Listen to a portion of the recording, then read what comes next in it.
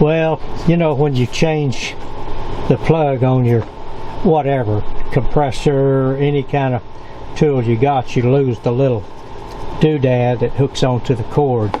But if you take a spring and find a place to screw it onto the tool, you can undo it.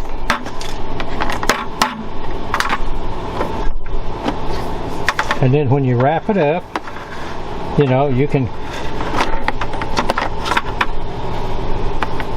pretty much go either way.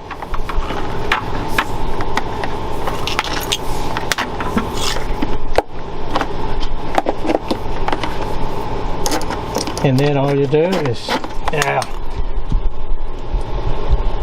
definitely not a hands-free job here. There we go. Put that in there. Put that in there. Put that around. Leave that out. No dragging cord. And then if for some reason it comes off, you know, it's not going anywhere.